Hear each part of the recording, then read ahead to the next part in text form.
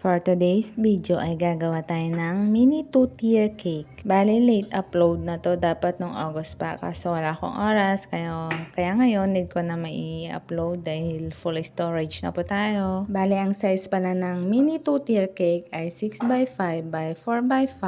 Bali, dalawang klase ng whipping cream ang gamit natin dito. ACC whipping cream sa pang crumb coat at whipped frosting sa final coating. Leche flan pala ang filling ng ating cake dahil yun ang request ng ating customer. Bale, suki ko na to talaga si madam dahil palagi na order lalo yung mga photo na may mga design. Kumbaga, mahilig siya sa magaganda sa paningin. So, halos lahat ng mga nasa screen, siya lahat ang umorder niyan. O, diba?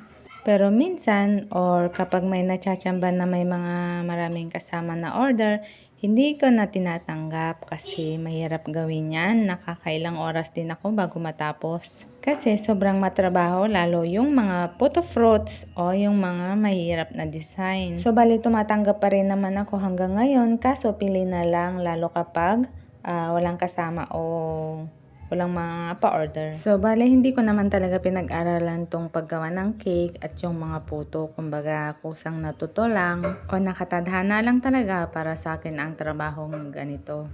So, bale, nag-umpisa lang lahat ng to dahil sa isang kapitbahay ko na dinadalhan ako palagi ng puto o kaya kutsinta. Tapos, kapag uwi na, sinisingil ako.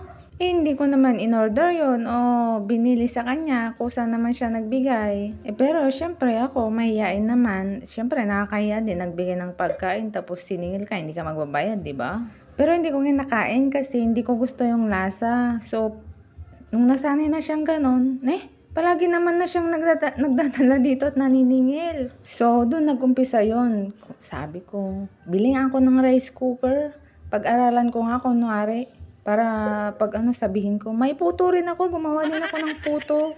Tapos sumunod, bumili ako ng silicone molder, yung may mga design sa Shopee na uso pa dati. So, bale, nung first time ko magluto, nako, perfect naman. Tapos nung second try ko, nako, bumagsak yung puto cheese. So, bale, nakailang try and error din ako sa paggawa ng puto cheese. Tapos yung sinunod ko, yung kutsinta. Yung kutsinta ba yun? Oo. Tapos sumunod yung sapin-sapin. Pasensya na minsan kapag yung Tagalog ko wrong grammar. Ilocana po kasi ako, bale. Pure na Ilocana po ako. Tapos nung year 2023 ata yun, February or March. Doon ako nag-start magpa-order at may nabudol naman ako isa, hindi taga rito, taga Bilolo ata yun.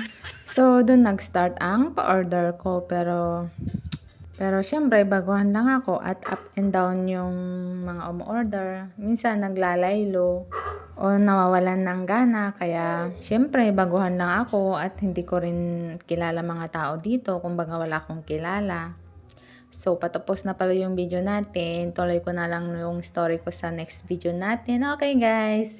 Bye! See you on my next video. Mwah!